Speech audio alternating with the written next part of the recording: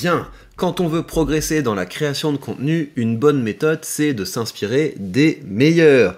Et McFly et Carlito viennent de sortir leur toute nouvelle vidéo, et c'est assez intéressant parce qu'ils sont, je crois, quand même à un tournant de leur aventure.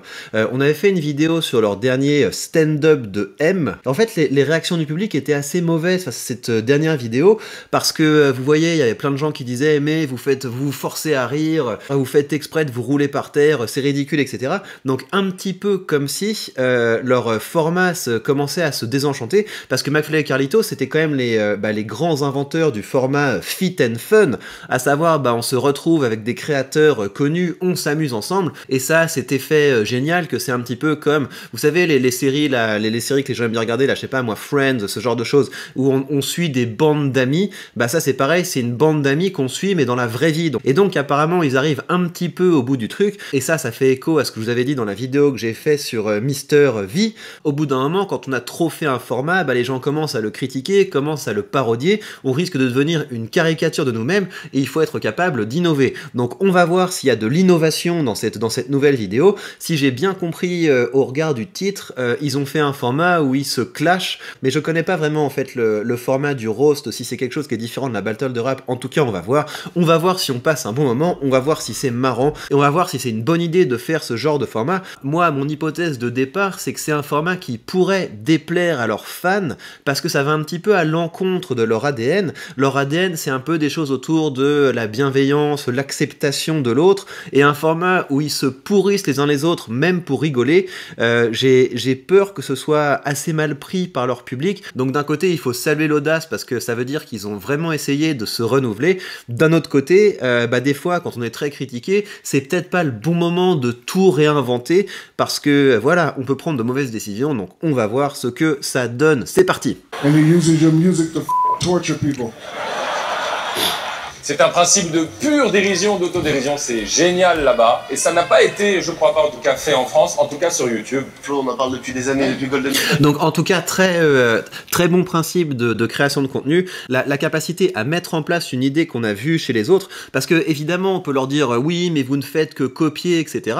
Mais il y a beaucoup d'idées qui sont des déclinaisons d'idées qui existaient déjà, et il faut avoir une très bonne capacité d'exécution pour passer de ça a l'air intéressant ce truc à je le teste à ma sauce. Vous voyez, moi quand j'ai lancé ma chaîne business, c'est parce que j'étais très inspiré par pas par le contenu, mais par la rapidité d'exécution d'un psychodélique, et ça me trottait dans la tête, mais est-ce que je pourrais pas faire des vidéos plus rapides, des vidéos où je prends moins de temps pour écrire, etc. Et j'ai traîné ça pendant peut-être 6 mois avant d'oser le faire, et en fait on devient un meilleur créateur quand on raccourcit le temps de la conceptualisation à l'exécution. Par ailleurs, en fait, ce format du roast, ça me donne une idée, parce que c'est quelque chose que je pourrais aussi décider de traiter comme en termes de genre rhétorique sur la chaîne principale. Donc on va voir un petit peu à quoi ça ressemble. Ah ça, il va pleurer. C'est génial, trop cool. Alors, je viens de finir et c'est un bonheur. Par contre, mec, ça taille. Voilà. Clairement, c'est beaucoup de choses qui sont pas forcément sur lui, mais sur son entourage. Notamment, ouais. Donc là, ils sont dans la phase où ils préparent le truc. Ça, c'est également quelque chose que vous pouvez récupérer. Je l'avais aussi un petit peu testé sur cette chaîne.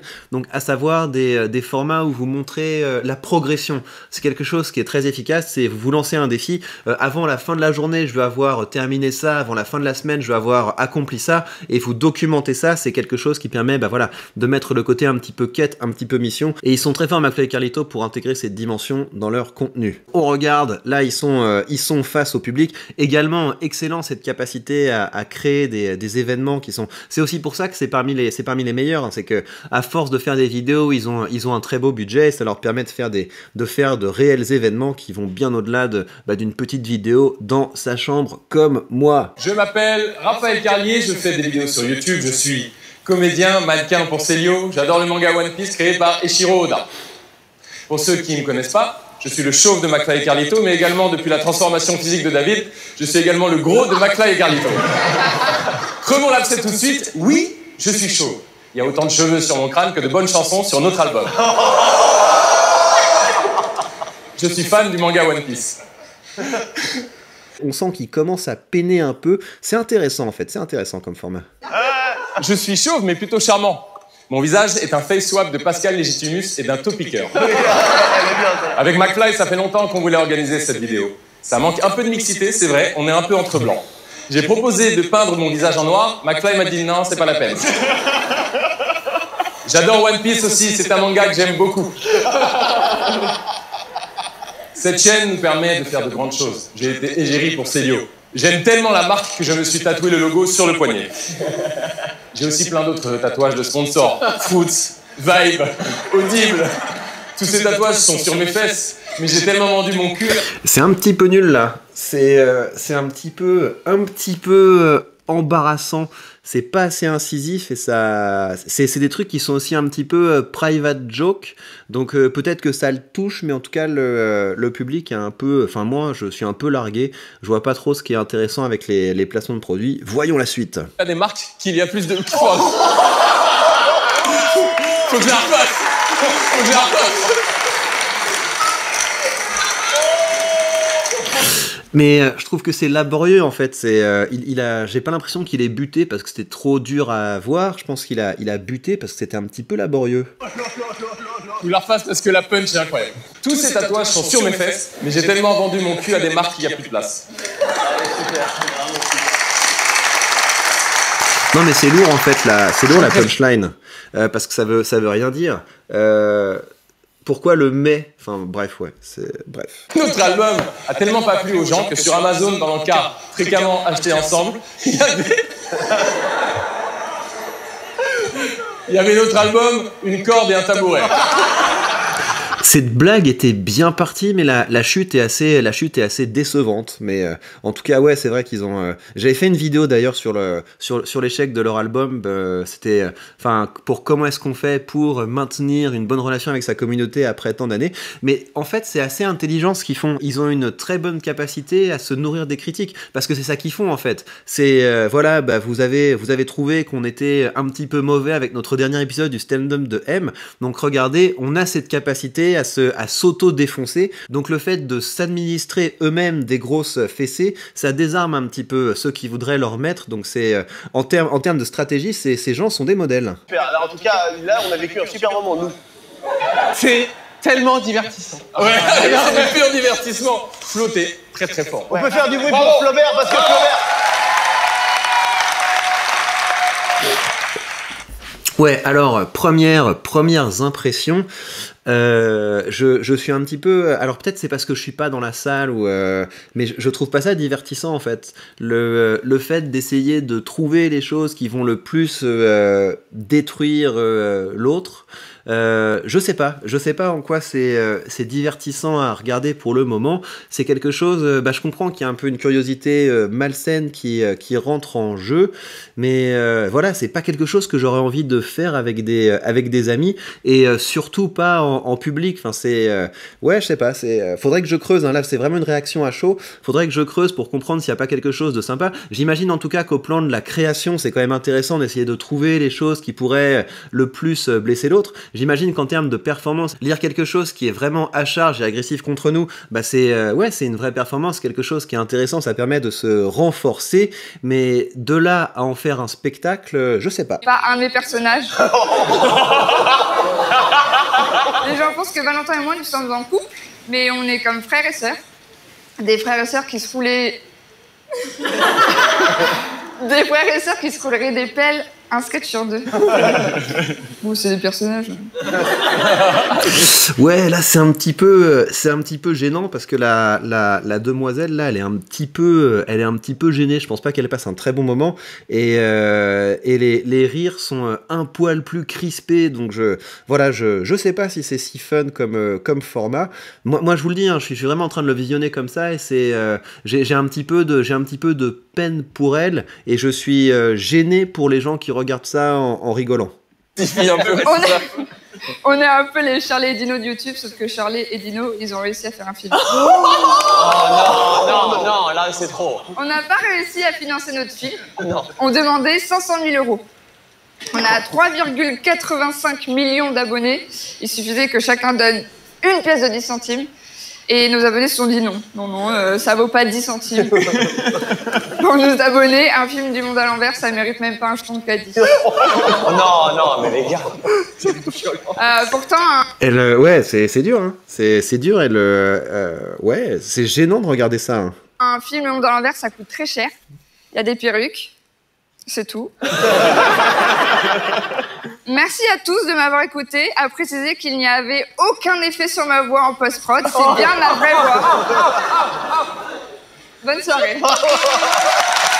On va regarder Cyprien, comme ça on aura... parce que voilà, il est assez important. Lui, je pense qu'il va bien réagir. Je pense je pense pas que ce soit quelqu'un de particulièrement susceptible. On va regarder ça et on va conclure parce que je crois que j'en ai assez vu. J'adore le Japon. Mon style vestimentaire est aussi fade et impersonnel que du riz sans sel. J'aime la propreté, le thé et le vélo. Youhou! La propreté. Les moments les plus fun de ma vie, c'est quand je me rase la moustache et que je le mets en story pour faire un sondage. C'est ma seule manière de créer de l'engagement. Narmol, ça vous dit rien? Normal, ma marque de vêtements est un énorme flop. Il le fait bien, lui. Et ses réactions sincères, on sent qu'il est plus amusé que touché. Donc ça veut dire c'est pas quelqu'un qui a l'air d'avoir un ego fragile. J'ai gagné des millions d'euros grâce à la revente de Mixicom. Et avec tout cet argent, j'ai financé une série audio. Cyprien Gaming était une pompe à fric énorme, gargantuesque. Je n'aime pas tant les jeux vidéo.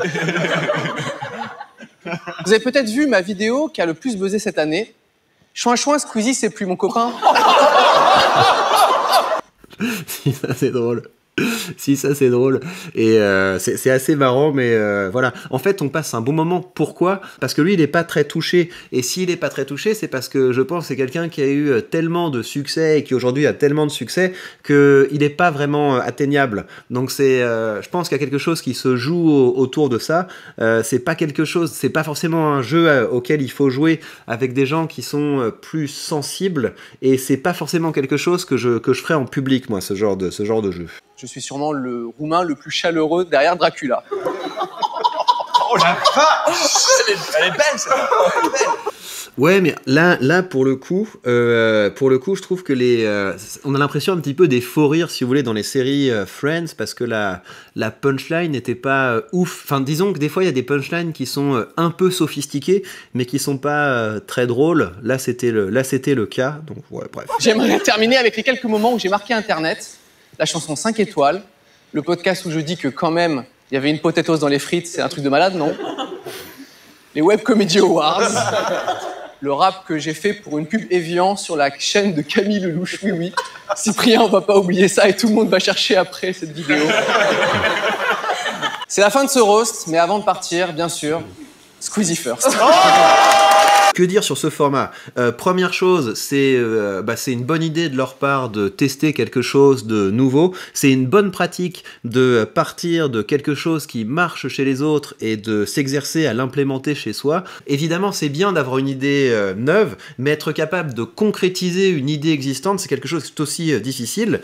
McFly et Carlito, ce sont d'excellents stratèges. C'est d'excellents stratèges parce que ils sont dans un moment de leur carrière où on leur a quand même beaucoup reproché d'être un peu répétitif, de faire la comédie, de pas avoir d'émotions sincères, etc. Et donc c'est une assez bonne idée de se mettre en scène dans une situation où ils se font attaquer, où ils se font critiquer. C'est une bonne manière de désarmer les critiques. Ce que je dirais par ailleurs, c'est que évidemment, il faut être capable de se confronter aux critiques, et c'est aussi pour ça que j'ai fait le format qui s'appelle le drama productif. Ça rend plus fort d'être capable de regarder les critiques qui peuvent être formulées à notre égard, de trouver des manières d'y répondre. Par contre, je sais pas si c'est une bonne idée d'en faire un spectacle, vous voyez, parce qu'il y a déjà tellement de gens qui sont mal intentionnés dans le monde, de gens auxquels c'est une bonne idée de répondre parce qu'ils nous attaquent, etc., pour pouvoir se renforcer, que faire ce genre de format avec des amis, je sais pas si c'est une très bonne idée. Et je sais pas si les gens ont passé un super moment en regardant ça.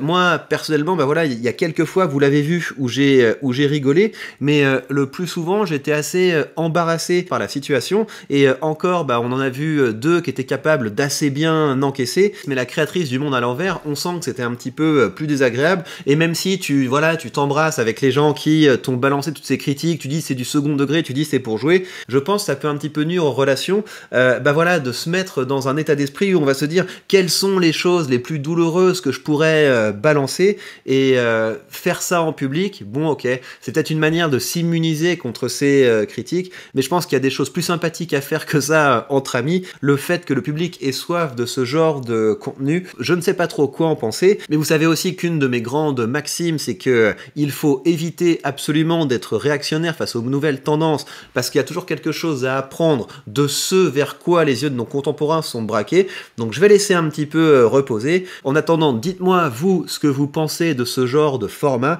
Est-ce que vous trouvez que le roast est un bon concept? Est-ce que vous pensez que c'est juste un divertissement? Est-ce que vous pensez qu'il y a de bonnes choses à apprendre dessus? Et de mon côté, je vais continuer à réfléchir à ce genre de discours pour voir ce que l'on peut en tirer au plan rhétorique. Voilà, prenez bien soin de vous et à très vite pour de prochains contenus.